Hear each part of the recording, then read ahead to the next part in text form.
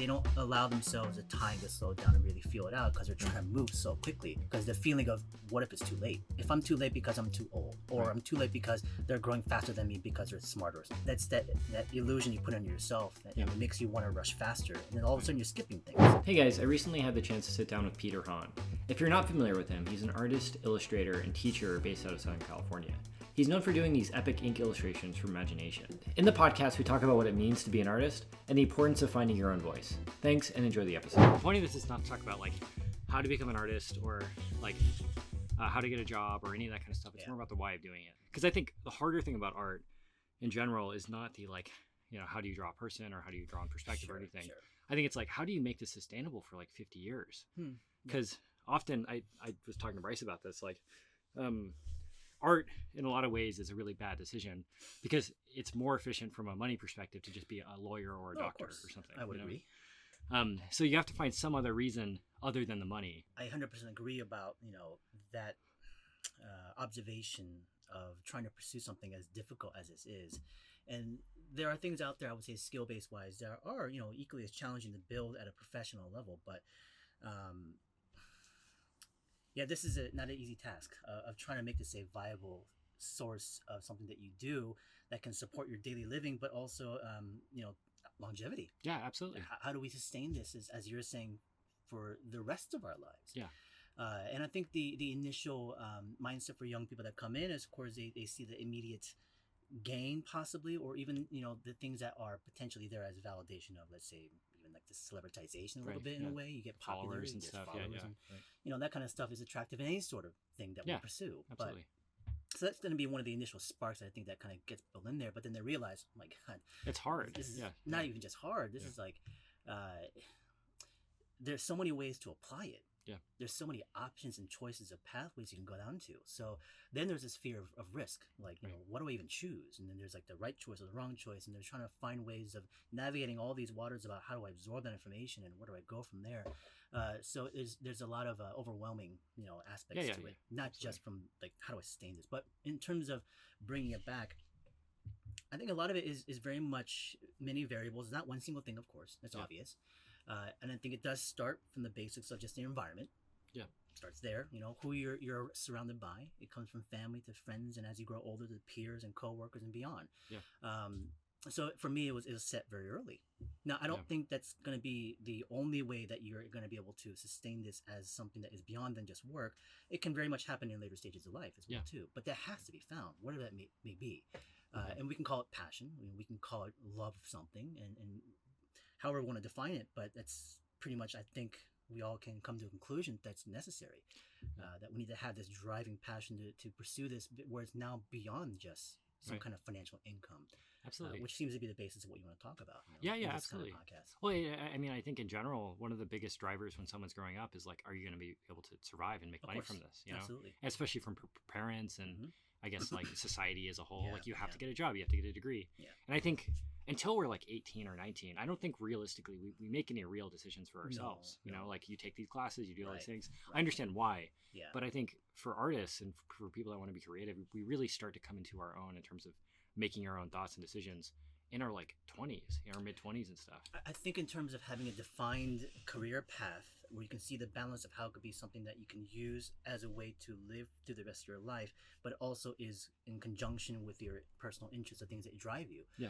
But, and not necessarily to disagree with that, what you said, but for me personally, even when I was very young, no one instilled or asked me to or encouraged the need to want to do it at every moment. Yeah. From the age of 5, I would sit there and draw nonstop. Yeah. And yes, there was encouragement. Right. Yes, there was validation. Hey, that's great stuff. Keep going, that kind of thing. And it makes me feel good. But beyond that, no one's not telling me like, hey, you should draw it like this, and this is why we do it, and this is you got to do it for this kind of love. No one ever said this kind of stuff. Yeah. But I did truly enjoy it and love it.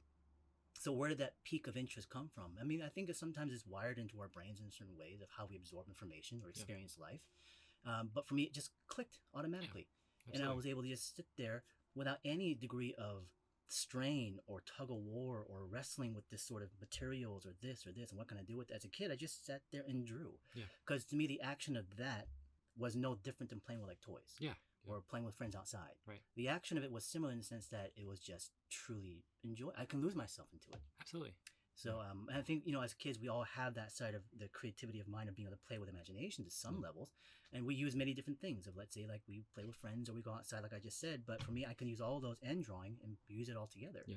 So it all felt very similar of enjoyment. And so I could lose myself to it, as I said. Well, and the joy comes from it. I think that joy can only really happen when you start out without many, without any external factors. Yeah. I think, like, especially I hear this from students. Like, I hear people talking about, how do I find my style? How do I, draw the specific thing and all that kind of stuff. But I think those questions are almost looking at it from a perspective like, oh, how can I make something that other people will like, versus focusing on what you like internally first. Exactly. So yeah, definitely that's how it started initially, which then germinated into, yes, the decisions in my 20s was about, of course, a career path. But the parents weren't necessarily putting pressure on, like, you got to find a job and you got to make money kind of thing. Yeah. They let me do the things I wanted to do based on the play aspect of it. Right. And I think play was a huge part of the learning that came into this, which I was able to thankfully formulate it into something that could be used towards some sort of, let's say, application in jobs or work or money, whatever it is. So till to this day, I mean, I look at the stuff that I do in a similar fashion. I mean, I'll produce, content, go on social media, make classes and make books and whatnot, but all that still is extremely enjoyable to me. And I don't see it first as a money gain thing. It just happens to be the byproduct of it. Yeah. Well, and I was talking to Bryce about it, and across the board, everyone I've talked to, Same. And it's like, there's like the brain side, there's like the money side and the business side, and then the art side, and they're two completely different brains. They are. Yeah. And some can relate those things better than others, of course. Yeah. And some can actually flip flop. Yeah. They can prioritize one as the other compared to when you know how to use those things. Yeah. Yeah. So. Absolutely. Well, and it's like, I think making art perfect, like a career, has like a lot of the work in doing that is actually not drawing. It's like thinking of how to market yourself, how to make, how to make money and all that kind of stuff, how to make it sustainable. For myself, it's definitely, one can't live without the other. Yeah. So for myself, I have to draw, because through drawing, I'm able to produce whatever it may be, and I can then find a way to adapt that into a piece of medium I want to produce from there. Yeah. Whether it's a comic or a book or a video or whatever the case is. So I can sit and think about what I want to make, but me actively doing something actually lends more success within that. Yeah. Absolutely. Well, and I guess that focus just comes from like it stems from the natural play side of it. Oh, for sure. And I guess that confidence to be able to execute things comes from just years and years of experience, But it's also allowing yourself to. Right. You can have the confidence and all that sort of stuff, but sometimes if there are other things that are hindering, our thoughts of, again, whether it's the risk thing or whatever the case is, you can have confidence in your skill, but there's no guarantee that it's going to go anywhere. Yeah, absolutely. And so, allowing yourself to at least try and play with that stuff is really hard, because you always feel guilty. Yeah. A lot of times. And that wording of guilt and the discussion of that, I have a lot with my students about, we talk about play, but play in terms of what we're trying to do professionally doesn't always gel well together. Yeah, People absolutely. don't put them together positively. So play is more of a child thing. Yeah. You put that kind of stuff away and you do your adult stuff. Right. But play is a part of like learning in nature as well. Lions learn to hunt through play, so it's a serious thing as play. So well, I don't know. I think a big part of this stuff is mindfulness, and I guess, and I would say trying to give yourself as much permission as you possibly can. Yeah, for sure. Because I think in general, people have a tendency to not believe in their own ideas and not to let themselves play in a way that I think is somewhat self-destructive to their own like creative practice. Oh, for sure. And most times, if not, it's because it is self-destructive. They usually have all the potential. There's a potential great ideas, and they have the skill set, but it never then comes to fruition because they're the one that kills it. Right. And I've seen that happen so often through my own close, immediate circle, to then the students that I've been taught globally. And of course, just observing it just from the outside in, from looking at social media and whatnot, and all the questions and uncertainty, and not having the want to try. Absolutely. And not to say that I didn't have that when I was younger. And it did take, as you're saying, time to be able to come to that level of confidence to at least put myself out there. So Well, and I still think there are probably moments in your life where you might have some doubt. You might have some moments of like, I can't draw anymore and all that kind of stuff. It's human, and those doubts definitely are there in specific areas. Some things for sure not, that maybe some people wouldn't be able to relate to. The simpleness of like, I can't draw today, that never comes into mind. I never had that thought or moment ever. I mean, I want to draw nonstop. Like right now, right before we started this, I mean, I was outside and telling you I was watching birds. And I was watching this hawk flying around doing this dive action. It's like, I want to draw that now. It's awesome. It's in my brain, seared into it. So as I'm talking to you, my brain is already still attached to that thing. Right. This is how kind of my brain tends to work, is I find all these visual cues, Right. and it just wants to absorb it, and I have to express it. Right. So there's never a moment in which I want to be able to put it onto the page. Yeah. So that part, again, that is unrelatable to some people, because they need a lot of ramp up. I Right. need a moment to warm up, or I need a moment to get ready mentally, and I turn myself on, and then I can start drawing.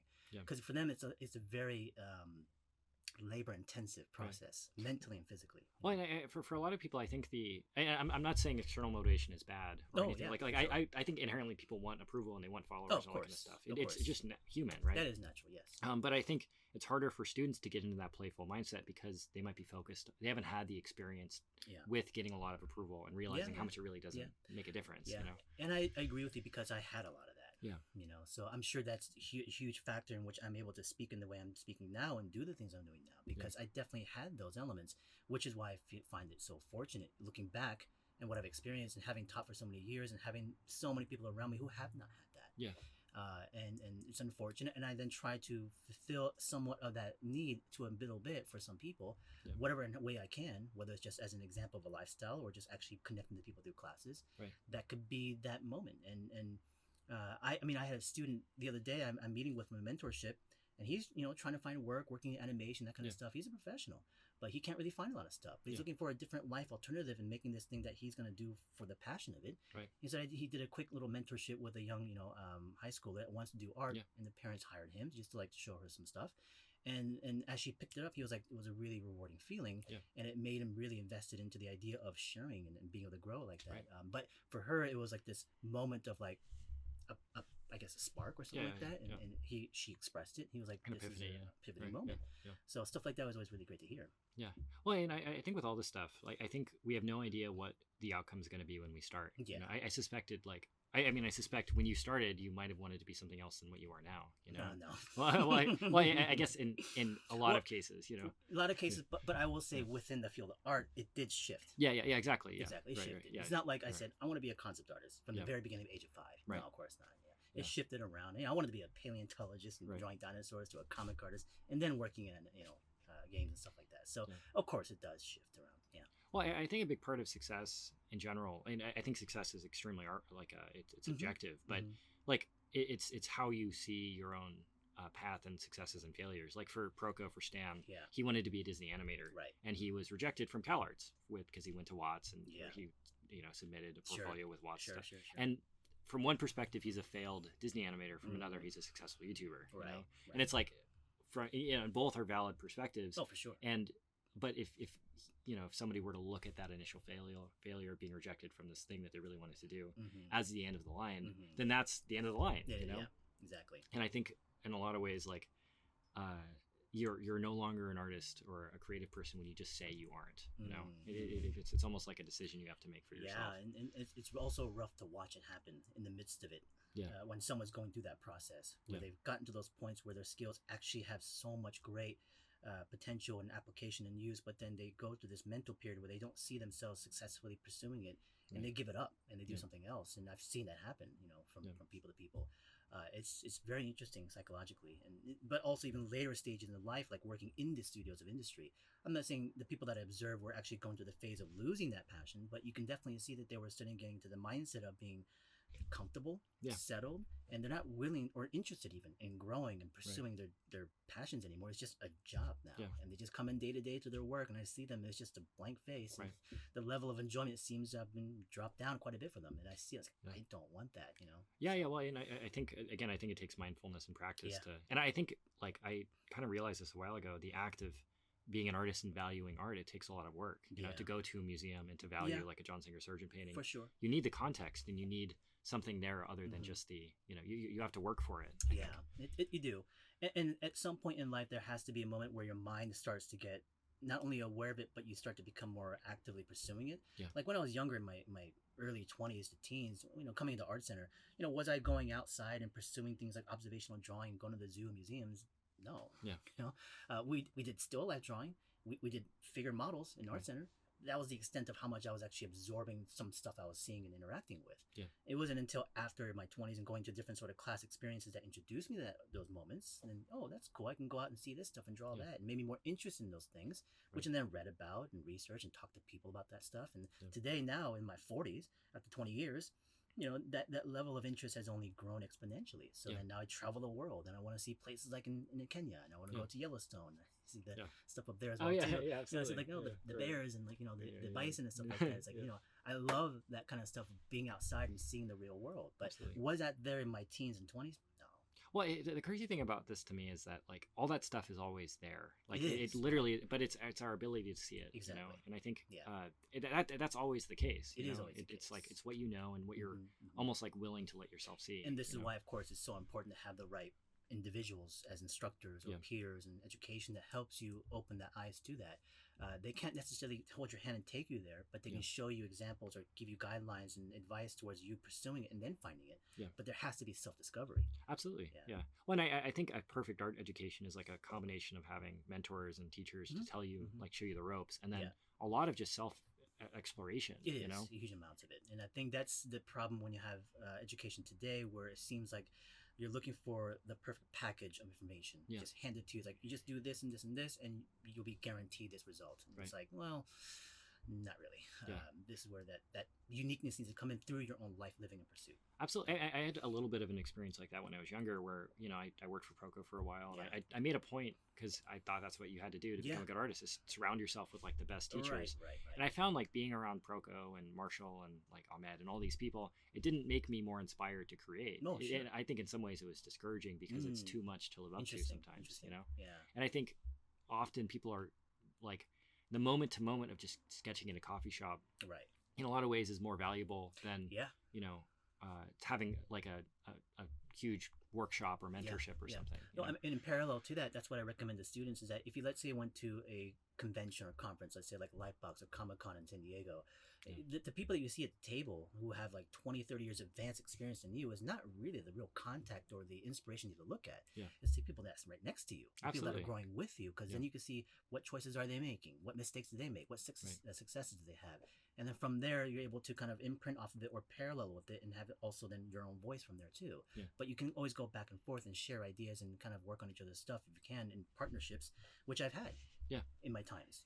Close friends and peers that I would share people, work with, and we would grow together. And that was really the real network and connection that I needed to have. Yeah, we had our instructors, and they were inspirational. They're great to watch, and it was awesome to see. But I would agree with you, being surrounded by that only. Right.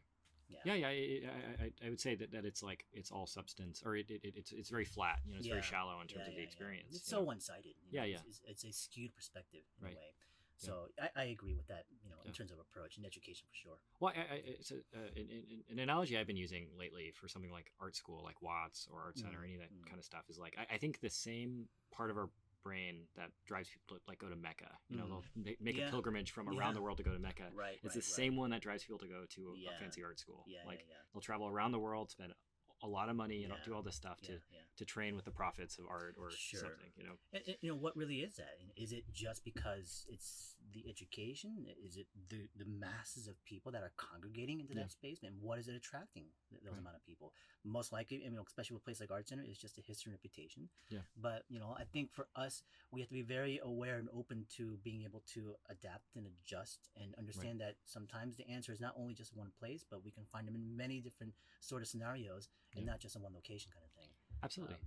Well, and like the idea of, I think again, somebody could make a very like great education for themselves in like their small town in Iowa or something, if they have the right amount of vision for it. Sure.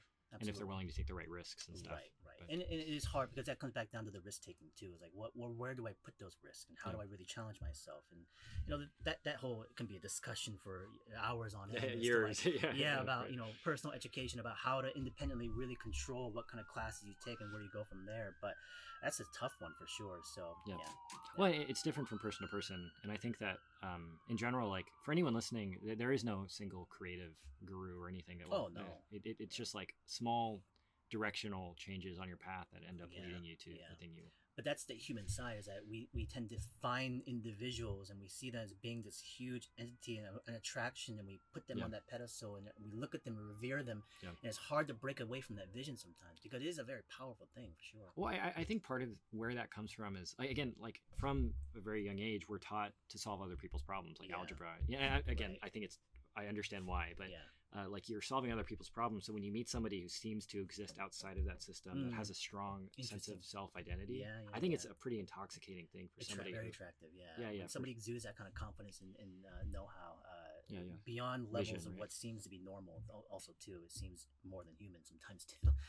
It's very attractive because it's sometimes so unique, and sometimes they are that individual. They are that unique, and so you want to be able to parallel that and reflect off of it and be that thing, or even have some sort of that magic come into you and maybe be a part of it, of that success, because there's so much unsurety of not knowing what's going to happen. So you want some form of guarantee, and they seem to have it, so I gotta get some of that, Absolutely. And I think part of it, and it comes back to the why, like I think that confidence comes from like, I'm like, I don't think I could pay you to stop drawing. Like like a question I ask everybody is like, would you be doing exactly the same thing you're doing right now if you had $1 billion? And I think if you had $1 billion, you'd like go to the Arctic and draw penguins. You'd go to Mars or something. And I'm sure every artist has said yes, they would. Yeah.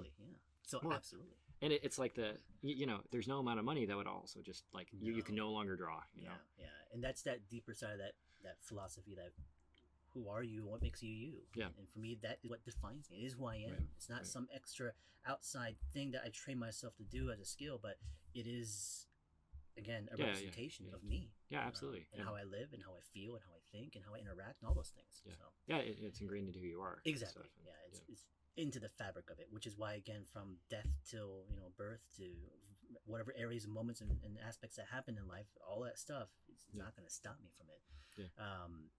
So I talk to students and I ask that question, even if they're at the point of transition of being a student to professional, even when they're very young, I ask questions of like, even if you weren't getting good education or if you weren't successful, would you still keep drawing? Of course, they say yes as well too, and they're still in that mode of trying to even be a professional. So even just being a student, they say yes. Well, and I mean, I think something with like AI on the horizon, which is a very scary conversation for a lot of people. For some, for sure. I think it's one of those things to where that I don't think it's going to really affect a lot of things fundamentally, but I think for like newer students, it's scary. Of course. And I think people with a hyper awareness of their why are going to be able to sustain through that a lot easier. It kills momentum, energy, because you feel defeated by it, and you don't see some sort of silver lining. You don't see any sort of potential positive outcome of it.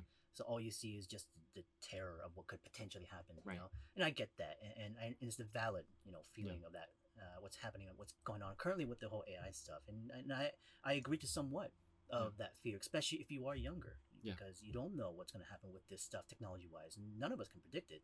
And some of the more experienced people could be like, well, it's like back then when we had Photoshop coming in, everybody drew on paper. It's like, well, Photoshop is going to ruin it, but now it's standard kind of issue. Same that happened when it came to things like photo bashing, but then it's not the same. It's different. It's always going to be different. And yes, people will adapt. You shouldn't be forced to adapt, but people will have to no matter what. But at the same time, the valid feeling of that, well, we need to consider how this is being used and the awareness of it, all that kind of stuff. And the conversation is important. But when people are yelling, of course, that makes it really difficult. But I get the fear of it. For myself, not really there. For students, for young people and I can all that kind of stuff. Absolutely. Well, and I think it comes down to just having a really solid sense of self, and having high self-esteem and stuff, and having a clear version of like what your art is going to be in general. And a lot of it is also finding like-minded people, having a good community, friends, peers, teachers, all that kind of stuff that support the same directions of the things of interest you have. And that stuff will be there. It might get stronger and more prominent, but at the same time, having the dedicated individuals that you find enjoyment in pursuing what you do for art and storytelling and design, that as fundamentally will remain true.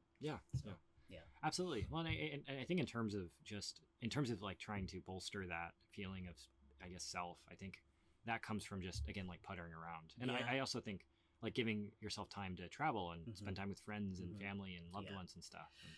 Huge amounts, and I think that's the other part where it makes it difficult for the younger people coming through. Not even younger, more just the fact of people that are trying to break into the industry, whether they're younger or older. It's just that they don't allow themselves the time, as you're saying, to slow down and really feel it out, because they're trying to move so quickly. Because the feeling of what if it's too late? Yeah. If I'm too late because I'm too old, or Right. I'm too late because they're growing faster than me because they're smarter or something like Right. that. But that's that illusion you put on yourself, and Yeah. it makes you want to rush faster, and then all of a Right. sudden you're skipping things, you know. Absolutely. And so then the outcome of that usually has a lower percentage of success at that point. Yeah. But it's Well, hard to predict. And I would say that's probably the most common. Those are the most common thoughts holding people back, and Yeah. that's actually the biggest thing holding people back in general is those thoughts. Is Yeah, that like for sure. those doubts and those Mhm. like, oh, I can't do this. I'm not Yeah. good enough. And Yeah. you know, I've had those moments, you know. Yeah. I'm not impervious to it, and I've had those moments of times of where I was trying to shift from one mode to the other. For instance, like coming out of school, going into the professional field. Yeah. There was that span of a year of just like, I have no idea what's happening. I have Yeah. no idea what I'm doing. I don't know if I'm going to be able to make it. Right. And that super deep fear of like the end of the world. Yeah. Is what it feels like, you know. Right. And you know it's not really the end of the world, but you have all this pressure and burdens, like the Yeah. family and the money. You have to pay this loan all of a sudden. Right. It's like, you got It's, 6 oh, months to start man, working. yeah. And I got to get Yeah. going. Yeah. And so you want to start moving faster and quicker. It's like, if Yeah. I don't move now, it's too late. Yeah. I'm not going to Right. be able to do it. Yeah. So that was very much there at the time. Yeah. Absolutely. Well, and I was talking to Bryce about this, but like the same parts of your brain that tell you a cheetah is going to eat you. Yeah. It's the same part of your brain. Oh, that, yeah, for that sure. It's like you And need to it's- pay your bills. It you is know? useful. Yeah, It can be yeah. useful. If you know Right. how to actually use it to your benefit, it can be a very positive thing. Yeah. So I Right. certainly don't want to erase or delete any form of this sense of urgency. And, or fear, even a little bit to some degree.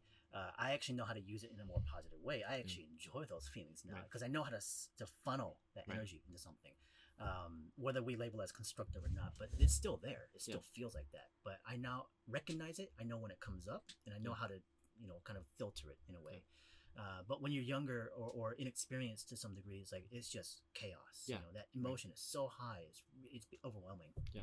I would say that's actually a fundamental part about being a person is those Yeah. emotions, Oh, those fears, absolutely. and trying to integrate those. Like I think in like a metaphorical sense, it's like the shadow or the dark Mhm. side, and like Arthurian or Yeah. like Carl Jung philosophy or something.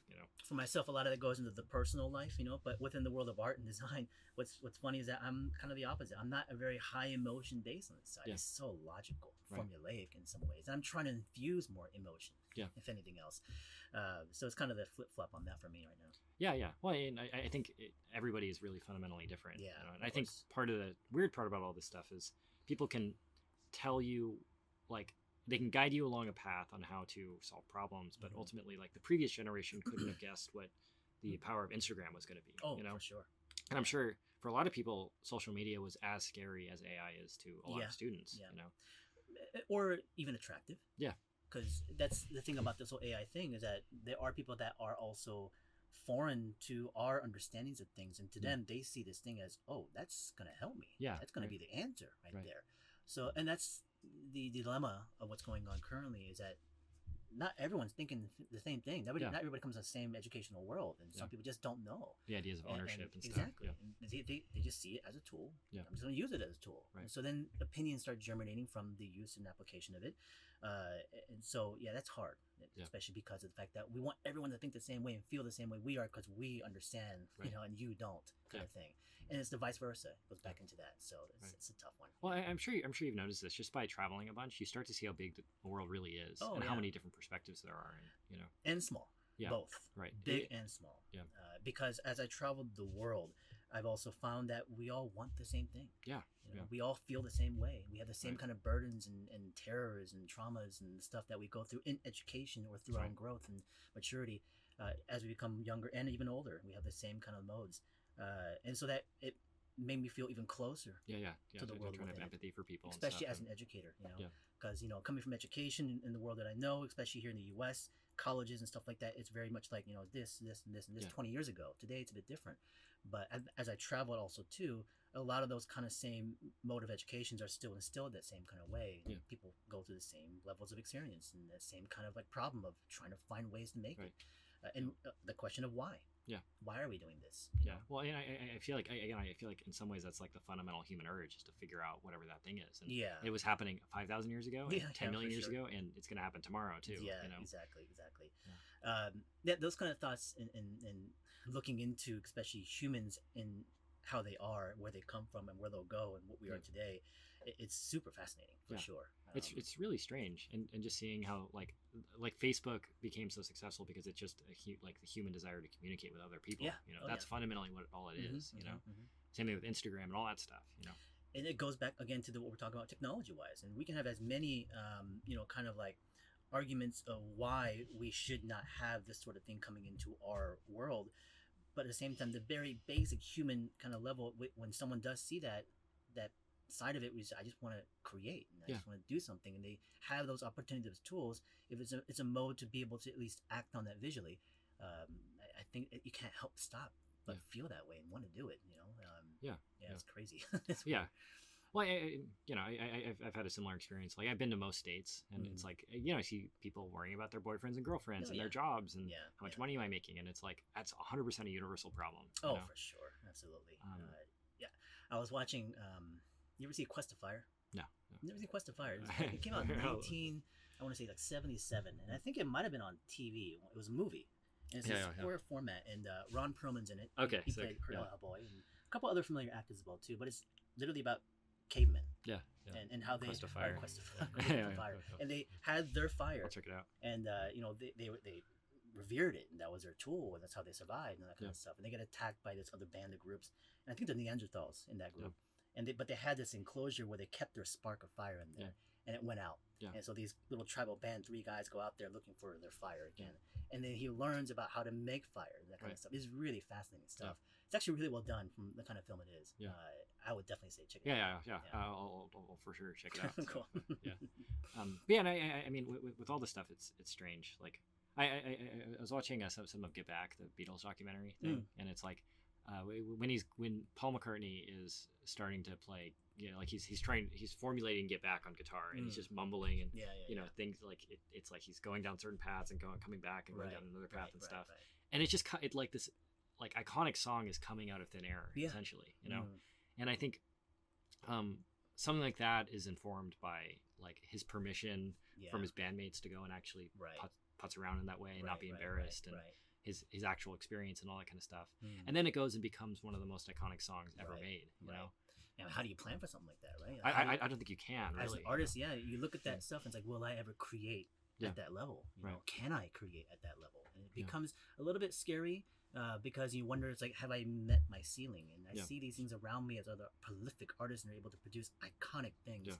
And will I be forgotten? And it's that fear of like being forgotten, we want that sense of immortality, right? We want to live forever, but we want to live forever through other things too. So I want to live forever through my work, but will I ever have a piece that will ever be seen that way, or will I be forgotten? Maybe. Well, from a like optimistic analysis, like we're all forgotten, you know. And I think it's like the older you get, the more aware you are of like how we all are really fundamentally the same, and how we're all gonna die, you know. And I was mentioning this before, like, I think like AI is a reason not to draw for a lot of people, but the bigger reason is we're gonna fucking die, That's like way bigger, right?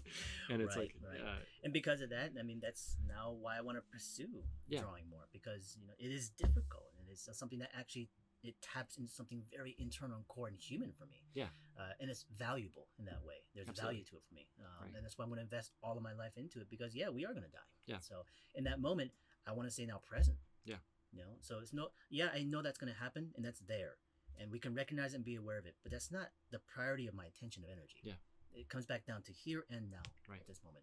And when we're younger, it's hard to think of yes and here and now. We think about, tomorrow, man, I got to find that job and that money and this, and why am I doing this? But eventually, as you said, we get a little bit older, and then we kind of naturally, as we mature, the human, the pattern that we go through, we kind of bring back down the center. And some don't find it.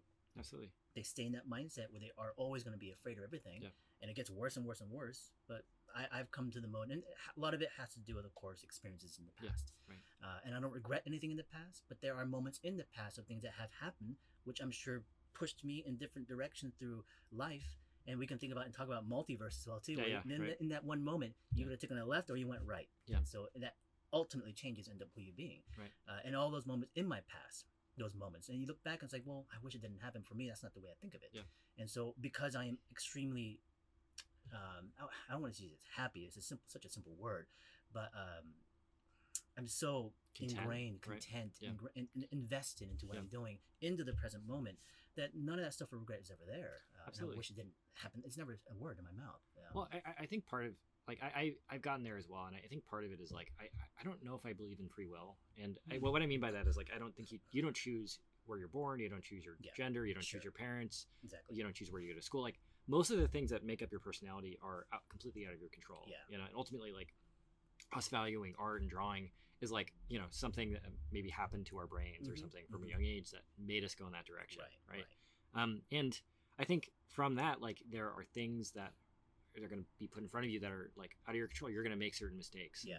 Like by the act of like somebody valuing drawing, they might like not focus on as much on like earning money, you know, or if they're focusing on earning money, then they're not drawing as much. And you know, there's a sacrifice there because you only have a certain amount of time in your life. So I think forgiving yourself for things, because like your emotions and all that kind of stuff, in some ways, I think I do believe in like effective free will, but like we do have some amount of agency.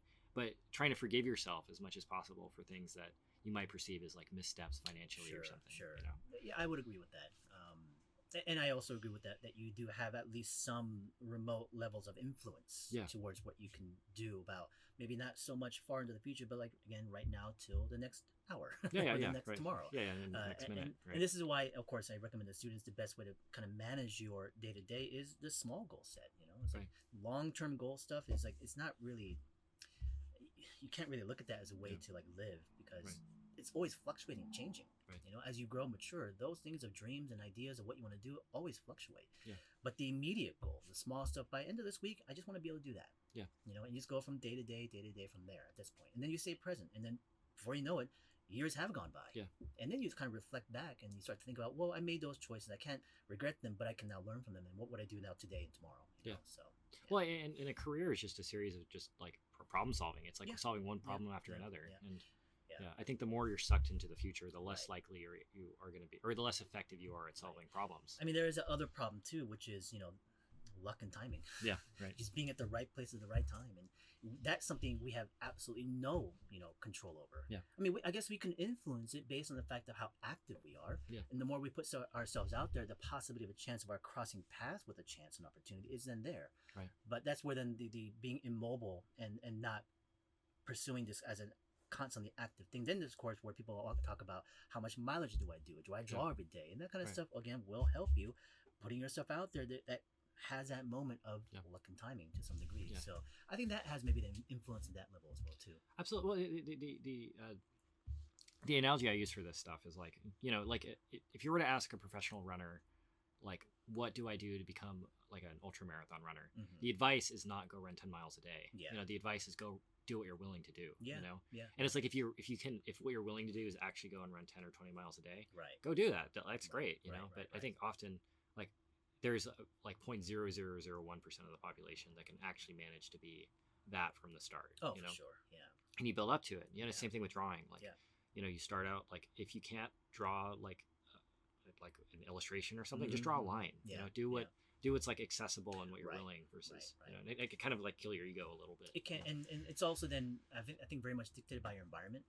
Because if you're also surrounded by others that are having different sort of pursuits, and when they start to intensify, you tend to kind of again follow that a little bit. Others tend to kind of pull back a little bit, and you kind of see that, oh, maybe I should, you know, take a break at that point. You can use others as a gauge.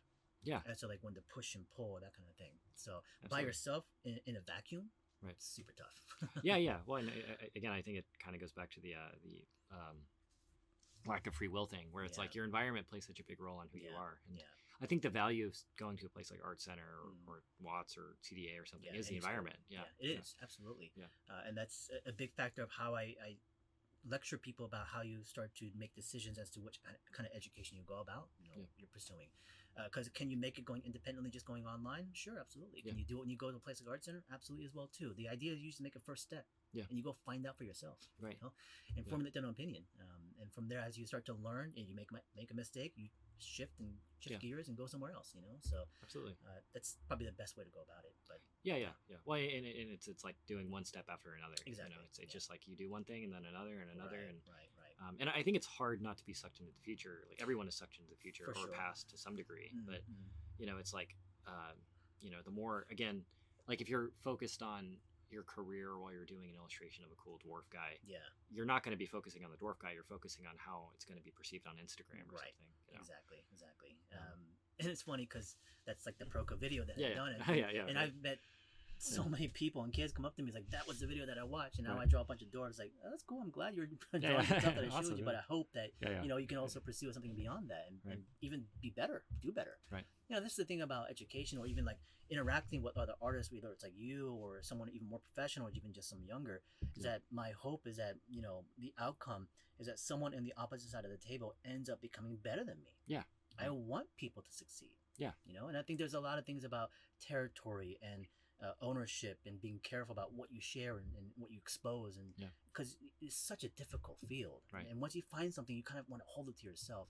Yeah. But that's not true growth. Yeah. It doesn't stop and end with you. It's got to continue with the extensions of the people you're connected to. Right. So you need them to succeed, because that then prolongs the efforts that you invested into it as an echo and channeling and sharing of that information. As vice versa, also in itself, you can also grow from that yourself personally in the very moment. Yeah. So as they grow and succeed, you see that happening. It drives you to go even further from there. So that has been a big factor in my own life through my own peers around me. Absolutely. Well, and for you, it's like somebody might look at you in the same way you saw your professors. Sure. And it's like those people, that were giants to you, and we're all standing on the shoulders of giants. Oh, absolutely. Yeah. And again, I think the word there is like gratitude. Just be gracious for it, because it's, like, I don't think we, like, anybody owes each other anything. No, it's just like, you just try to give as much as possible and hope for the best. Yeah, exactly. And there's that. I think for within our field as artists, I think you have to be responsible of that to act in that way, to pass it along in some form of fashion. I think all artists have to get to a certain point of age and experience and maturity. I mean, they'll have to make that choice of how they continue on their path. Whether you just kind of stay in your own lane and kind of keep it to yourself, or what I would hope is to elevate the entirety of the community. Yeah. And I think that in itself is a much stronger, more powerful. That's there, in my opinion, more of a true immortality. What you can establish as absolutely. Input. Well, I would say in a lot of ways it's more actionable too. Yeah. Like, oh, can I help this person, or am I going to be the best artist? Right. And I'm certainly not telling people that you got to be a teacher. Yeah. A lot of this is just simple, just being next to somebody and just drawing with them. Yeah. As you said, drawing on a cafe together with friends and stuff like that. That's a part of it.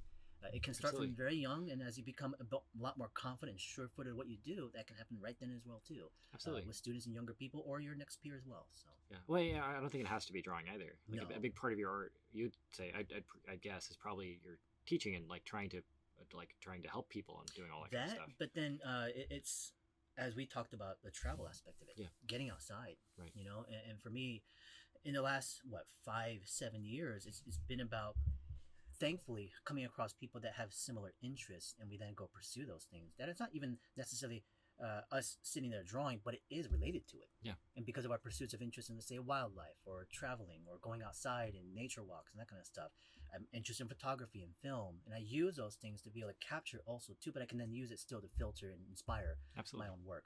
Yeah. So that's been a huge driving factor of where the continual enthusiasm and passion and drive of why I keep doing what I'm doing. It's not because, again, it's not only because of how I'm trained, how my brain is wired, but there is a huge amount of influx coming in, because I'm putting myself in a position first to meet the right people. And as we find those right people, we actively pursue those things as well too.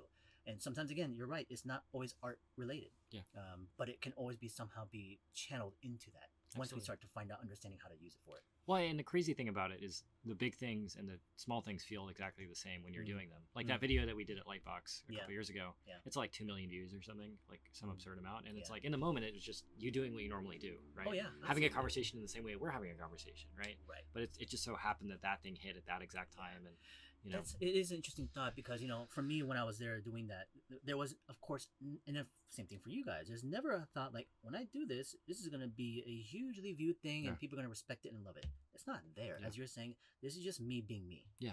And that's it. Whether it even doesn't do anything at all, you got like 10 views. It doesn't matter. Right. The moment I was doing it, I enjoyed it. Yeah.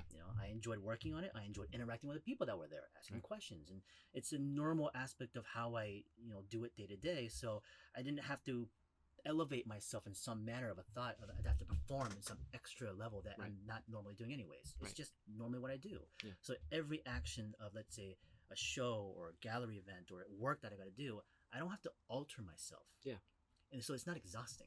Absolutely. It's not tiring. So that means it's something very effortless, which is why I think when people see it then, and they see it in that singular kind of a bubble of an experience, they're seeing something, let's say, confident or whatever you want to label it, but it's just normal of who I am. Yeah. But they're seeing it channeled to that one specific moment. Absolutely. Well, yeah. I mean, it's decades of practice and Exactly. effort and all that kind of stuff, and Right, experimentation and stuff. Yeah. And I think it's like in general, like people, like the value there, the actual resources, the knowledge of who you are, Mm. you know, and the confidence in whatever you are doing. You know? Right. Yeah, it's definitely curious stuff, and even especially as the creator, because when you reflect back on it in that moment, there's no other thought. You're just Yeah. going at it, bang on. It's Right. just focused. But it's just all that muscle memory. Yeah. It's all the internal training that you just kind of fall back on, and it's become so integrated to who you are. It is you. Yeah. Now it's just me on that page. So, Right.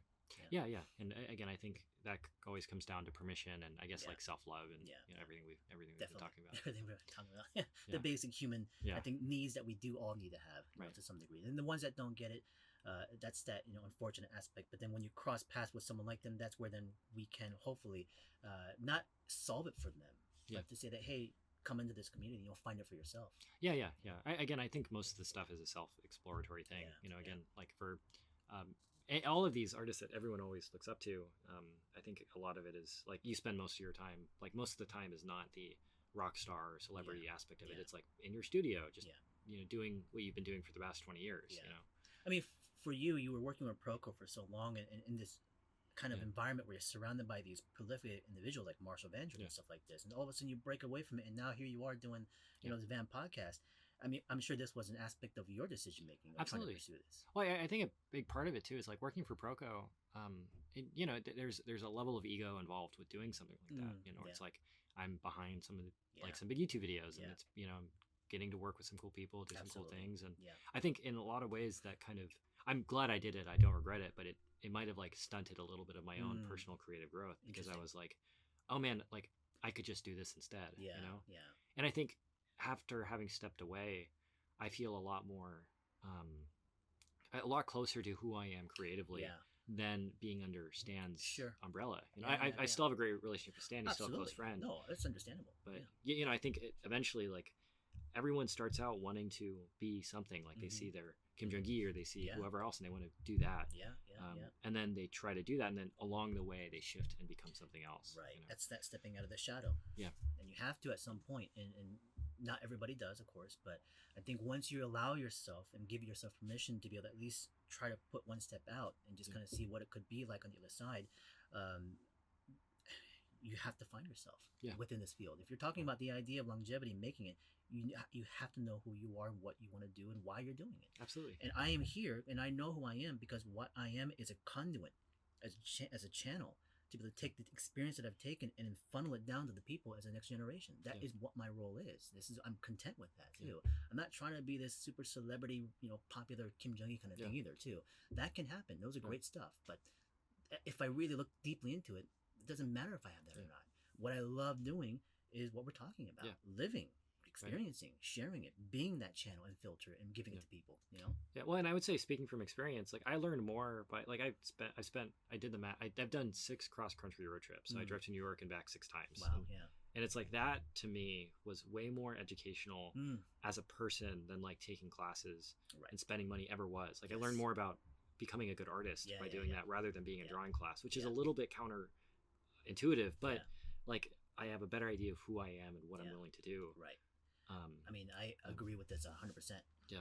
In terms of, I think what we within the circle of artists should allow ourselves to do, and another way I look at it like this too, within the system of education. When you look at places like Art Center and other places, CGMA, CDA, Brainstorm, all these other places, they have built-in curriculums you have to follow. And it makes sense. A school should have a curriculum. You got to take the class you got to take to build your fundamental skills to get to a point in which you can become competitive in a professional field. So that's logical. But the problem is, it's become so specific, and the formula has now been cloned in so many places that when people go to these schools and follow that pattern, they come out the other side as a cookie cutter, and they just be the same thing, and they're not allowed to then experience in education other sort of stuff that might reveal information for themselves. Like, I didn't realize I can do that. Again, your travels, living just in general, has given you eyes to open where it helped influence on the art side as well too. But within the system of education, you should also experience this within that. For myself, I took illustration as a department of education. Yeah. And I didn't know I wanted to be a concept artist. And around my year into it, I discovered, oh, design and entertainment. I could do this sort of stuff. Yeah. Great, I'll do that. And then I took dynamic sketching, which is a class that I teach now from my mentor. But he didn't come from illustration. Right. He came from a completely different department. So he threw me into the other side of the pool saying, okay, you taken this class, take it again, but come into the product design department. Right. I was like, I don't know anything about product. So I took the class in my 4th term, and I'm surrounded by product people, and I'm just an illustration student. I don't know how these people think and talk, and they're saying stuff, but I don't really understand what they're saying. You know, they're saying do this, but I'm just looking at what people are doing and copying them. Yeah. But that experience of being outside of my pool was eye-opening. Yeah. I didn't realize what these industries were, what these departments were like, and what other people drew and how they sketched and how they thought. So in education, having moments of breaking away from these set formulas and guides and saying, well, I want to try maybe photography. I want to try acting. I want to try, doing something else that's any sort of education, whether it's even just about your own personal travels, because that's education also. Yeah. That's where in moments you'll be able to, again, find more of yourself. Absolutely. Well, and I think, again, growing up, it's scary to deviate because we're exposed to one way of learning, one fashion, like classroom, homework, all that kind of stuff. And that's only a single way of doing it. There's a billion different ways. And it's all, different based on the person. It's like, for me, like traveling is something that I really value now. And it's been huge for my life and stuff. And I'm trying to make a podcast and make a YouTube channel around that sort of stuff because that's what I want to keep doing. But it doesn't start without that like self-exploratory, taking risks and stuff, and you have to live it. Sleeping in Walmart parking lots and peeing in bottles and stuff, and being a little bit of a vagrant. And that's the thing too, is like when we as artists pursue this stuff, people out there that are looking at it, they're not dumb. Yeah. You put it out there, they know how you're doing it, if it's true, right. Actually you doing it or not, or if it's fake. Yeah. And you're the one actually going out there and doing it. And so having that experience, you can now speak on it in a way where it shows a reflection of that experience. Yeah. And it becomes very, very, it's not about believability or trying to convince, but it's human. Yeah. And we can feel it. Absolutely. Well, and I think a lot of this teaching and education is just trying to teach a very fundamental lesson of just trust yourself. Like the, how to shade a sphere, the Loomis method, all that kind of stuff, is there to give a rough, like, guideline to being creative, but it's like, it's a little bit of a direction, and then it's up to you. Exactly.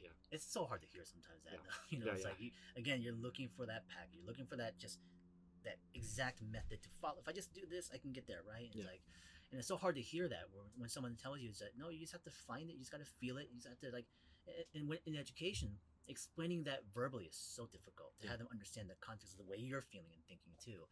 And I can explain, again, verbal methods of technique within my systems. That's great and all, but that's just within a single bubble, but there's stuff way beyond that too. Absolutely. And it goes beyond those techniques, but that's then less about following an order and following yourself. Yeah. Well, and I think everyone is looking for that, that direction and that fundamental, like, okay, if I do this and this and this, then I'll be successful. You know? And I think fundamentally it's a mix of both. Like you need some amount of that in order to get there. Right. And you need people to inspire you and all that kind of stuff. Yeah. In your travels so far, meeting with artists like this, has been the discussion generally come to the same conclusion? Absolutely. Yeah. It's strange. I mean, it's like, have you read The Alchemist? I haven't actually, no. Okay. It's very much about this book, but it about this kind of stuff. It's like there's a part in it where one of the characters, the alchemist, he's meant to be like the all mentor to everybody. He's talking about the Emerald Tablet, you know, and how the Emerald Tablet is very short. It has like a sentence, but it's like all knowledge is contained in the Emerald Tablet. And essentially, I don't remember what it was exactly, but it was like trust yourself or something for me, like the fortune cookie wisdom kind of stuff. Right. But it's like, I think in general, everybody already knows all this stuff subconsciously. It's just people are looking for permission, or they're looking for ways of validating and trusting those things inside themselves. That's interesting. Alchemist. Yeah. Check it out for sure. That's cool stuff.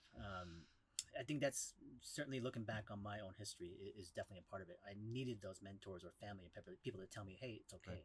You can do that, Absolutely. And I think to me that the thing that people are really paying for, or the thing that they're really trying to do when they see like a Proko video or, watch you do cool dwarf drawing or something, is like, oh man, it can be done. I can see it from start to finish. Like, oh, it's doable, and that, like, and I think in a lot of ways that is like a permission thing. Like, like, oh, there is a roadmap, there is a thing, you know. Have you come across any of the artists that maybe that are not in our field? Do you interview people that are outside of entertainment? Yeah, absolutely. I've been trying to talk to rock climbers. So I had a guy, his YouTube channel is Geek Climber. He's like a rock climber guy. And then I had a dude named Ozzy. He's his YouTube is rock entry, and his girlfriend Sophia Chalks, and they're rock climbers. You know? They have a few 100,000 subscribers, and they make videos about rock climbing. And I'm gonna guess their response to these kind of questions would be exactly the same. It's so strange. Well, and again, it's the metaphor of the Emerald Tablet. Right. Is like everything is the same. You Everything's trust. the same. Yeah, it's like there's the same type of like hero worship and all that kind of stuff in rock climbing. You know, it's like Magnus Mippo or whoever else. These. So that means you have to find that thing, whatever age you are, that you funnel all that energy into the pursuit. And for me, it ended up being drawing, but it could have been something else. It could have been dance, or it could have been film or acting, or it could be creative or anything even outside of creativity. You know, it could be physical, athletics, or and when you have to be something, right? It has to be something. And I think the scary part about being a person and being an artist in general is like, I think being a person mostly is this, like, you are born and you have infinite possibilities. Like you could be an artist, a painter, an actor, or like something bad, like if you're addicted to drugs, or nothing. Nothing. Yeah, when it's like you could be literally everything, right? And you're going to be a mix of everything, you know. But like the further you go down, you start again going back to the idea of free will. You don't really control what you see in the world. Like when you walk down the street and you look at a tree, do you see an oar? Do you see like do you see that tree could be like a spear, or it could be a thing to build a house, or it's just a tree, or it's decorative or something. And everyone walking down the street will see the tree in a different way. You know, that's interesting.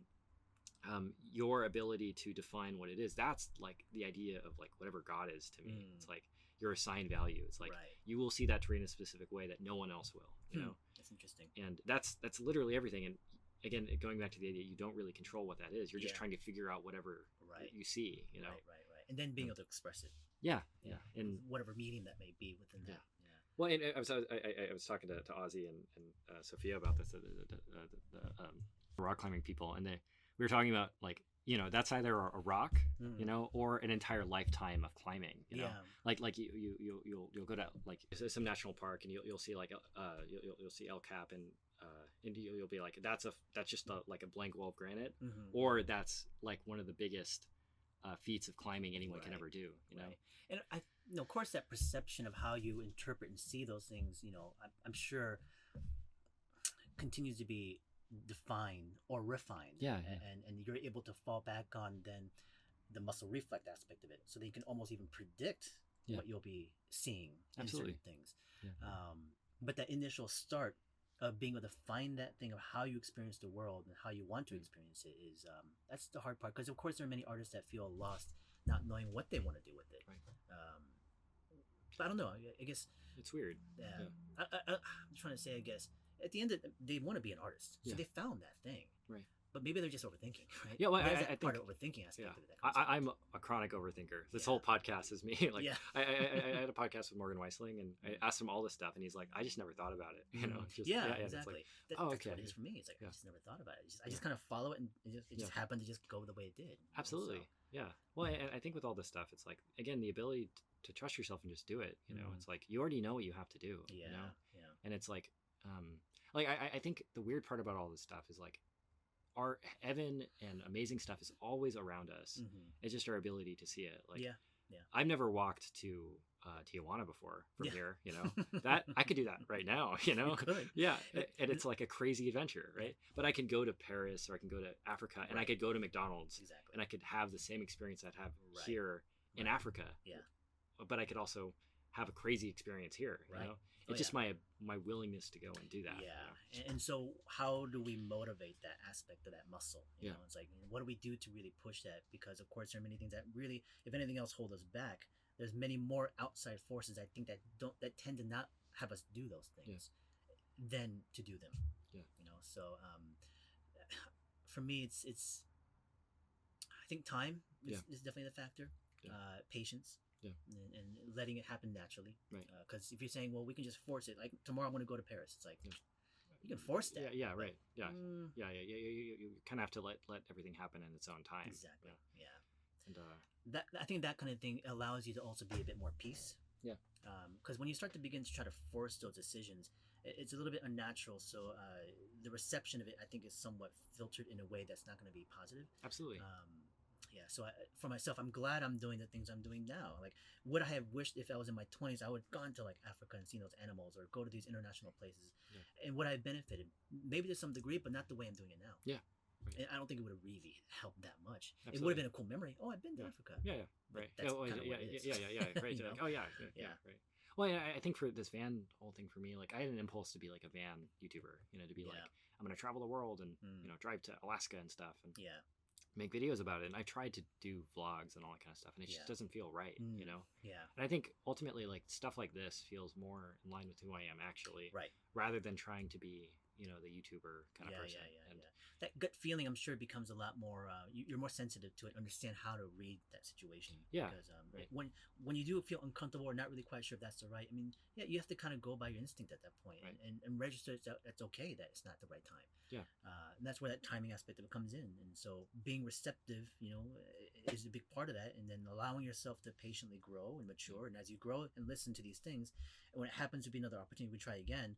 At that moment, it might feel correct. You don't know truly if it's right or wrong, but that feeling is somewhat there. And being able to listen to yourself is definitely difficult because it's so loud in other thoughts. Right. So, Noise and stuff. Yeah. Well, and in general, I think it is a conversation with yourself, which is strange because you would expect to know yourself really well, but you're like, should I do this? No. Should I do that? No. Should I do that? Yeah. Hell yeah. Right. Dude. Right. Many moments like that for myself as well too.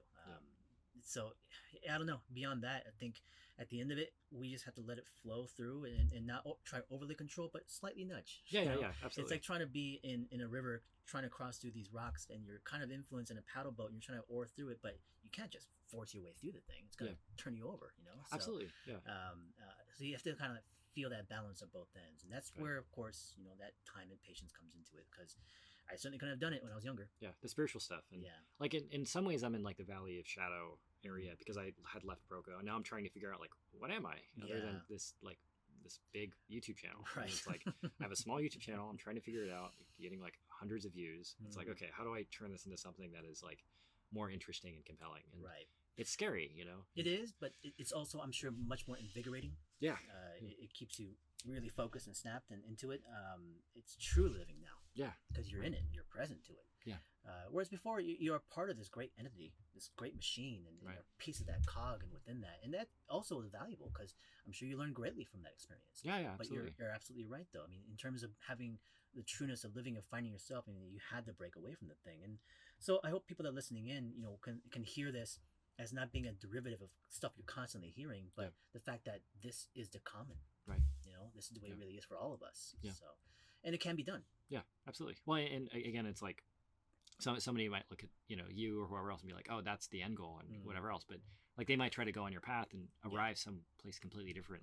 Like they'll try to be a concept artist, and they'll end up being like an interpretive dancer or a singer or something. And that's totally valid too. Oh, totally valid. Yeah. And that's what I very much reach out to a lot of my students in that way, to establish them at the very beginning. You hear, you want to draw and sketch really well, but I go so much into the mental side about why we're pursuing this and what you use it for. And your pathway and where you go might end up being completely different. Yeah. But it's the more important factor is that you've made that first step into this whole world.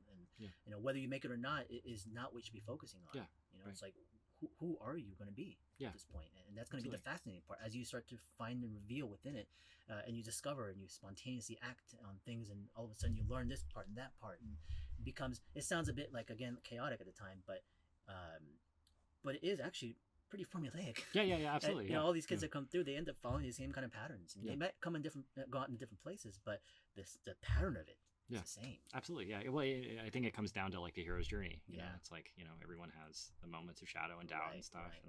And then they get through it, and then they have it again and stuff. And it's like, and I've had to always thought about letting go that ego aspect of it. It's like, for me in the past, the concern was like, oh man, these kids come through and they learn all this stuff, and I'm giving it to them, and they go away, and I'm then forgotten, kind of thing. But it's like, that's that ego. It's like, I have to be always remembered. It's always about me, but it's not about me. Yeah. So well, and it's strange, and I think it's like we have, like, again, it always comes back to trying to be gracious for everything for me. It's like every time I've been a little bit of an asshole douchebag, and I've been like focused too much on like this video has to do well, it's like it didn't work out, and every time I've been like, oh, let's try this out, it's in a playful way, it's generally worked out a lot better. Right. No, I would say for me, I've had the same experiences. The outcomes are relatable in that sense, even though we're doing different things. As you explain them, it's like it connects. I totally understand how you feel about that stuff. So I mean, it's a lot of words to say something very simple. Well, in The Alchemist, the alchemist says like books are stupid because all they're trying to do is say what this one sentence is trying to say, which is true. It's like, exactly. Or in Kung Fu Panda, when he's trying to figure out he's the dragon warrior, and he looks at the thing and he's like, a mirror to yourself. And you had everything all along. And it does make you sometimes feel stupid. Like, it's so obvious. But then living it is such a different thing. Well, I think it's, again, part of this podcast is trying to take away a little bit of the idea or the idealization of people. Like, I try to talk to people that I talk to a wide variety of people, but I try to talk to people as much as I can that people idealize, and to hear that everyone struggles with this stuff. Absolutely. And it's just like a fundamental human thing. I think is a very validating thing for someone going through it right now. And I want to be in that position to share that. Some people want to guard it because they want to make sure that reputation is still going to be there for them, because it's a part of their living. If they put and expose themselves out, and all of a sudden they think they're seen as weak, all of a sudden, well, people won't look at me the same way. So that's also fearful for them. But I want to put myself out there because in actuality, it makes me more successful. Absolutely. People get more attracted to that part of it. And vice versa as well too. There are the ones that are presenting themselves in this way and manner where you look at it and they seem perfect and it seems to work out for them all fine. But that's not what it is for me. And it's okay for me to share that. And I think in a lot of ways it brings me back down to center, and it makes me I don't know, driven to help others to find that as well too. But I mean, I would agree with you on that side. I want to always do this with students that I have. Is I am not. These are the things. If you saw me at a convention and you're telling me all this stuff like, I love your work, I revere you, I idolize you. It's like, stop right there. Stop. It's like, start over. Who are you? Just introduce yourself. Shake my hand. I'm just a person as you are. And we have the only thing that separates between me and that person is just time. That's it. You're a little bit further along on a certain path than they are. Exactly. That's all it is. So when people idolize things like this, or what I use the word of celebritization, I don't like it. I'm not a big fan of it. And I get you can respect people and respect their history and their futures and their potential, their current works and stuff like that. But the idolization, I agree. It's like, I don't. That's kind of venomous. Absolutely. Well, I think it's venomous to the person doing it, and it's also to you as well. For sure. I think it for people that are too far on the other end of like believing the illusion of them being the greatest person on the planet. I think like the idea of the two frauds, like you either believe you're the worst person in the world or the best person in the world, and you're somewhere in the middle for sure. It's like, I was listening to an interview with Dave Grohl once, and obviously everyone sees him as like modern amazing rock star and stuff, and he was talking about how he had just gotten home from playing like 100,000 people or something. And then his daughter was like, "When are you gonna make me a smoothie, Dad?" And it's like, no matter who you are, like there's still some amount of that in your life. And you do need those humbling moments. And to recognize them as well too. But if you're constantly just surrounded by the feed of just people telling you this thing, and you fall into the belief of that, and that's where you truly lose yourself and truly lose your growth as being a person, and you become that single note. I would say in some ways it's harder now. I think it's easier ultimately, but I think it's harder in other ways in terms of like in the 80s and 90s, you didn't have Instagram and all these ArtStation. It wasn't as easy to compare yourself against other people. For sure. But now there's like a arbitrary metric of followers and likes and all that kind of stuff that you can very easily use as like, oh, this person is more successful than me because of this number. I mean, and there is that factor. You can't deny that in this current day and world with the stuff that we have available, that person could be someone recognized with the numbers that really show that their levels of why people are attracted to them is valid. They have certain skills or they have certain things and people recognize it. So the everyday people now that have all these technologies or mediums and things they can use to put themselves out there, yes, there is a higher chance now than there ever was to be exposed and to be seen and to be recognized. So that very much is there, but that flip side, Yeah. is what you're talking about, and it's not going to be always a positive thing, and you're looking at a very small percentage, Yeah. at the time as well too. So it's not reality. Right. Yeah. It's not real. It's strange. Yeah, it's always some abstraction of what Yeah. the thing actually really is. Yeah. And, And of course, that makes you wonder. It's like, well, I mean, it took what, from 2013 is when Instagram like launched, so it's been like 10 years. Yeah. When social media has been growing at this point, Right. and it took 10 years to get to this point. I mean, now we're looking at about a 5-year potential, like how much that growth could potentially be there, Right. and what that's going to be like. It's completely scary, unpredictable, but right? unpredictable, Yeah. exciting to some degree as well too, Yeah. because it continues to give people like us even more access to things that we can connect to. But if we Absolutely. can take advantage of it in positive ways and use it to really uplift the community, then that's going to be great stuff. Yeah. But yeah, there always is that other side, and Right. that then these extremes become so far apart, Right. and that's what the world's kind of becoming even further.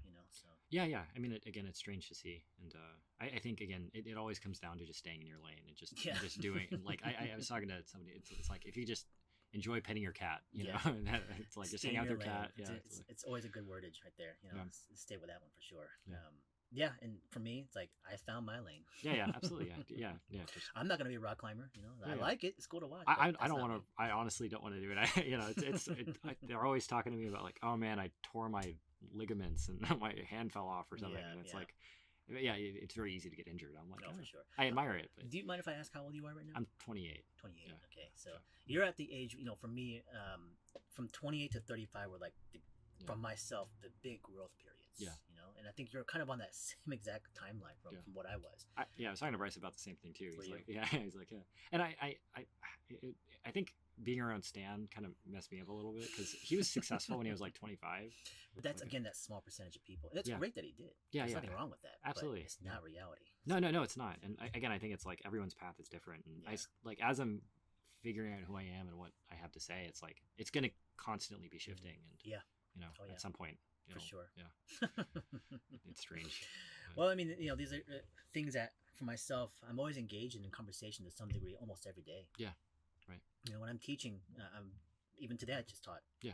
4 hours before I came into here. Yeah. So I've been talking 4 hours straight before I even came to this podcast. Yeah. So I'm in that mode already. I'm Absolutely. Just like and conversing in this kind of stuff because every single class, you might think, well, you're just teaching a drawing class, but drawing to me has evolved in something, as we talked about, something Right. almost spiritual. And I can't help but bring that kind of topic of discussion into those classes as well too. So this kind of discussion of exploring the mentality of why we do what we do and what it is to me is something I tap into constantly every day. Even Absolutely. little bits of it. Yeah. So it's interesting that it's gone to that point for myself. I never predicted it would be that way. Yeah. Because people come to my classes, they explain or respond to me in a critique or a feedback by saying it's become a life class. Yeah.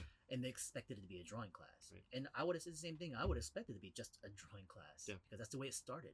Right. So I myself would never have seen me being this kind of motor person. Yeah.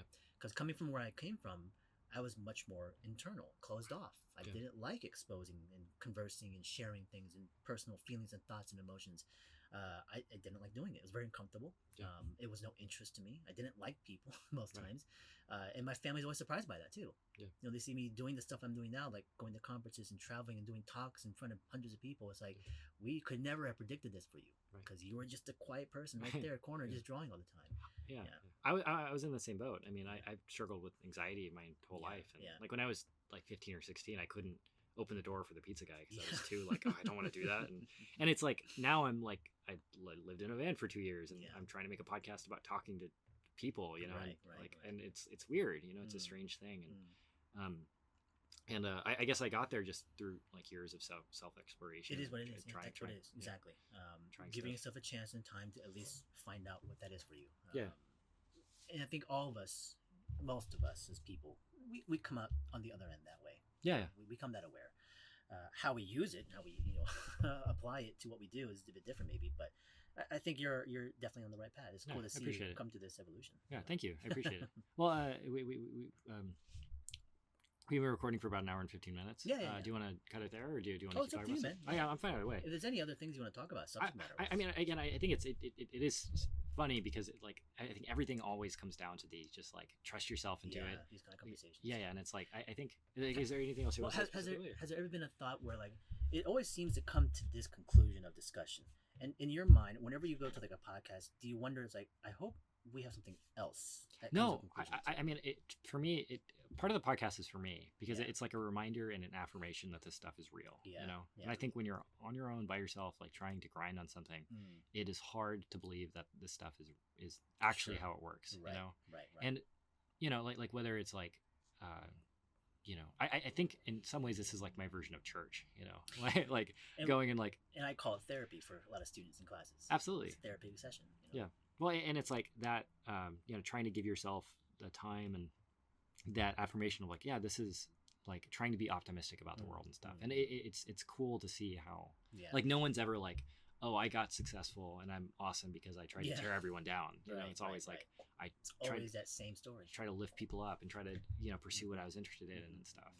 And it's funny because I was in, based on that discussion about this idea of like therapy, I was in Poland this September doing a Promise Sign event, which is like a big conference where artists come together and do talks and speaking events.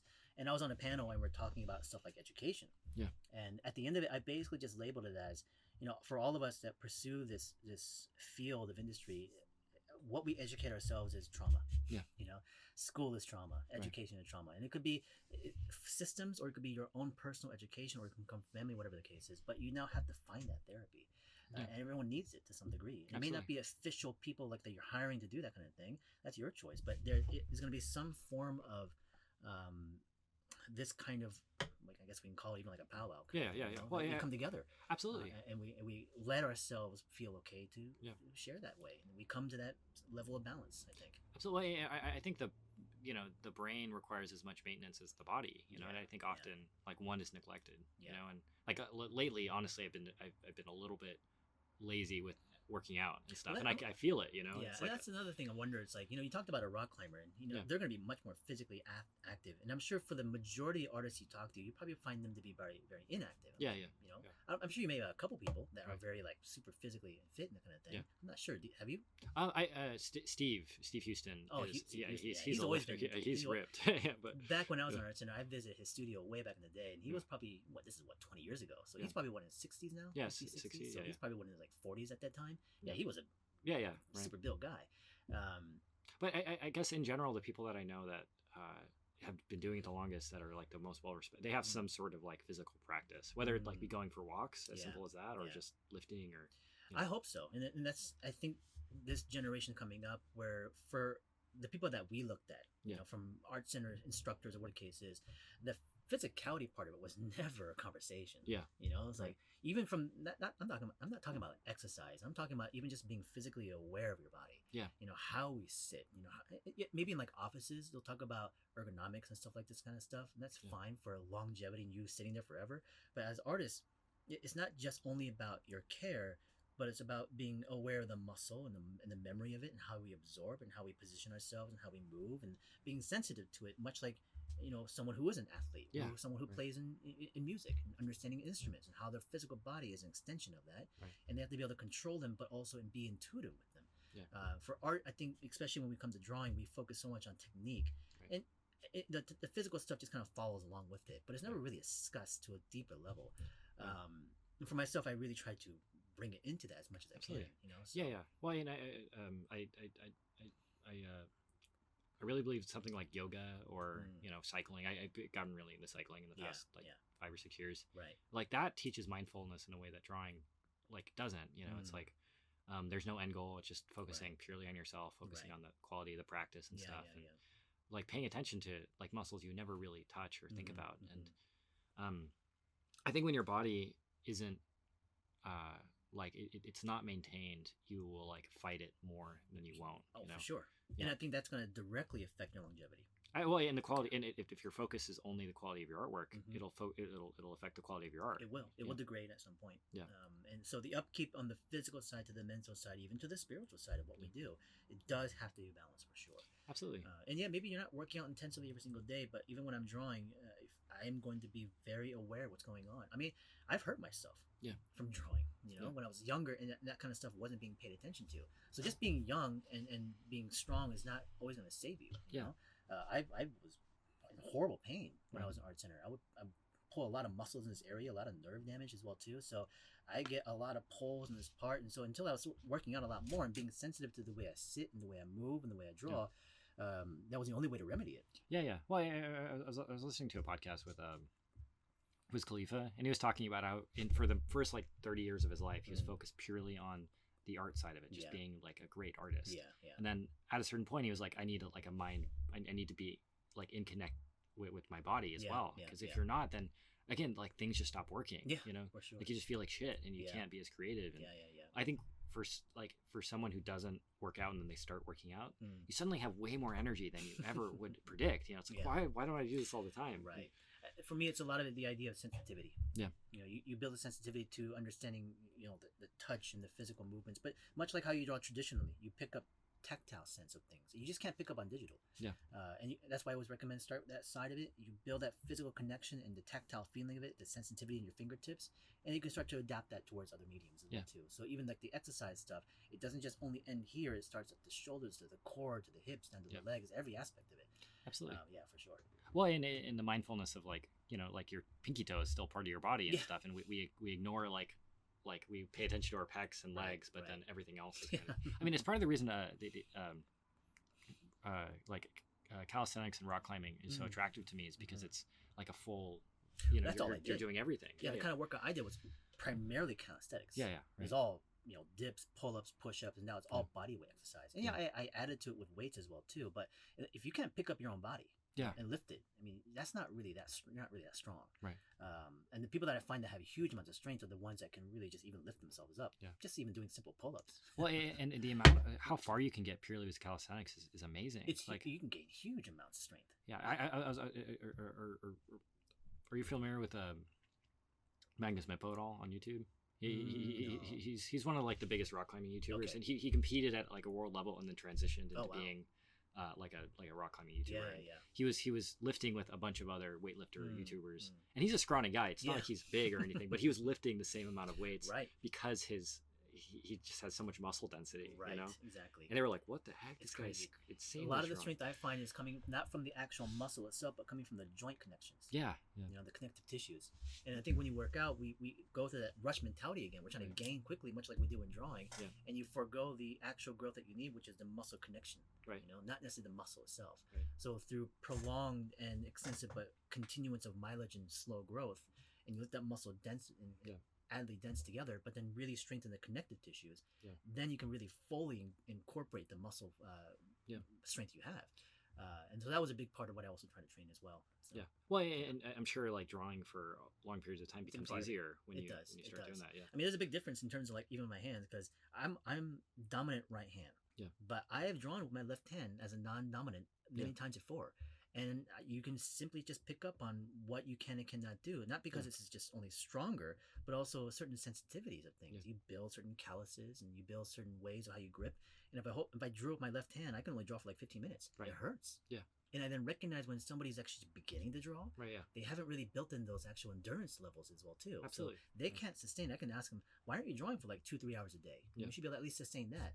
But they can't even sustain 30 minutes sometimes because it literally hurts to draw. And I then recognized that when I was drawing my left, and I was like, man, my middle finger is actually in pain because the pressure putting on there, I can endure on the right hand, but not on my left. Well, and the empathy there, I think, is like, okay, you have a much stronger empathy for students as well. Yeah. And I think and I guess with lifting and calisthenics and stuff, and you really get an idea for what your body is capable of as well. Doing pull-ups and muscle-ups, and I can't do any of that stuff, but it's like the level at which people I've taken myself up to those points. Being able to push my body to those levels. I can't do them anymore, but in my mid 30s to my 20s, I was pushing to that degree of level. And it's not a thing where I was like, oh, I wish I could do that now again. It's more of I'm so happy that I was able to take my body to those points. You know, to find out how strong I could be. Right. And it's okay if I'm not. Right. But the fact is I allowed myself to pursue that. In the same way I do the kind of thing with drawing. Any pursuits I have in other things in life, I have that same kind of drive. Well, the whole discipline of climbing as well is really interesting because people like it's not the same as drawing, to where like your level as a climber will diminish over time for sure, because you can't just maintain that. Like if you're doing V15s and V16s and amazingly difficult climbs all the time. Yeah. In your 40s and 50s, you just won't be able to do that. Yeah, physically impossible. Yeah, and it's like, I have a high level of respect for those guys because they're focusing on this thing that it's so finite. It's so finite. It doesn't have you can't. You can record yourself doing the climb, I guess, but it doesn't. There's no artifact produced from that level of work, and it's like incredibly difficult. Like they're climbing on things like this level of and it's like, and I wonder, for us, if we were artists and we also had that same kind of finite ending point. I mean, you have such a much longer life ahead of you beyond that. Like if you can't climb after you're 40 or 50s, you have another 30, 40 years of living potentially. Yeah. Like, what do you do with that time? Absolutely. And for us, it's like, well, we can continue doing this into our 80s and 90s if we want to, and to the point when I'm going to sit on my deathbed and do this. But man, I couldn't imagine. Right. If already knowing the fact that there is a point in which, much like knowing you're going to die, that your skills have a finite point in which you can actively pursue it and grow it and use it. That would be. Man, that's and still doing it with a high level of dedication and love and stuff. And it's amazing, I couldn't imagine what some of those people would feel afterwards when all of a sudden it just stops. Well, and identity shifts and stuff, and I think it's strange. I mean, talking to the rock climbing people about it is like, but they wouldn't be doing anything else. They can't make it. It's like not even a choice. It's like, of course I'm going to be doing this because I love it so much and stuff. But I think based on that kind of person of who you are, even when that does have a finite, you would be able to shift and apply that to something else. In that moment of your life, you'd be able to find something else again. Well, for Magnus and Ozzy and all those guys, like them being content creators has become part of their artwork. For Magnus, he's this world-class climber and doing some of the most difficult climbs in the world, but he's like sharing his process with people, and he's like 2 million subscribers and tons of views on all his videos, and it's all just him trying to share his experiences, which is pretty rare for a rock climber of that level to like go and share those ideas in that way. Interesting. And a lot of people resonate with it. Right. And, well, it became for them about the idea of connecting to people. That's where their kind of, I guess, priority kind of went into. I think for rock climbers, you're going to share and climb with others too, but it's such an individual thing. Absolutely. It's just you and the wall, being so just hyper aware of your environment and yourself. And I'm sure it's such a... Have you seen Free Solo and stuff? Yeah. Okay, yeah. That kind of stuff too, I've watched, and it's like, I mean, I understand, what that kind of, that mentality is. And I may not be doing that, but that kind of discipline and energy we're talking about is there for me as well too. Absolutely. Well, and I think, again, it's like finding the thing that, like for rock climbers, especially for Alex Honnold, I think it's like he lived in a van exactly like this for most of his life, and it's like it was never about the money. It was always just about the act of just trying to be a climber and stuff. And again, I think it's like for rock climbers, the reason not to do it might be like you won't be able to do it forever. For artists, it might be AI or something. Maybe. But it's like, for like it again, at the end of the day, for people that are really trying to do it, it really shouldn't matter. And you'll always be able to fluctuate and shift and readapt it, because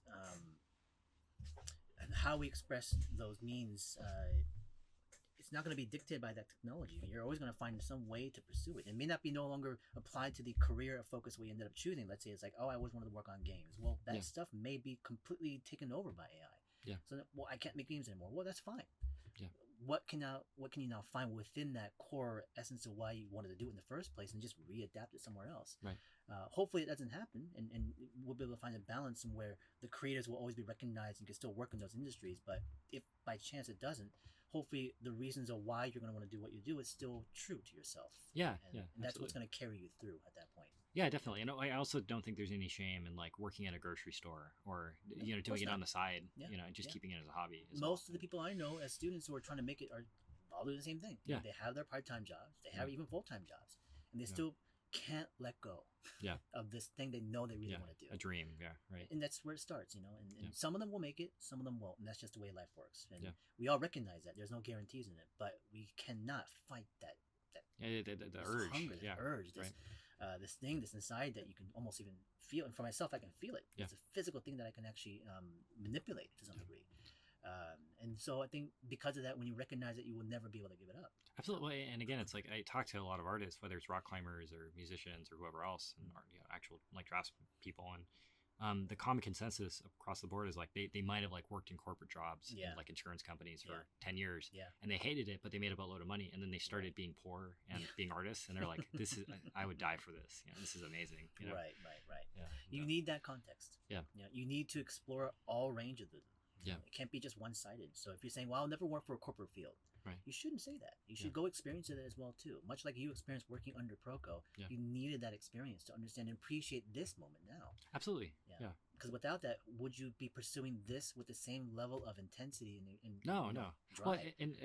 Well, my version of working for Stan was like, it was like seeing this guy in like a celebrity sort of fashion, and just like, how do I do that?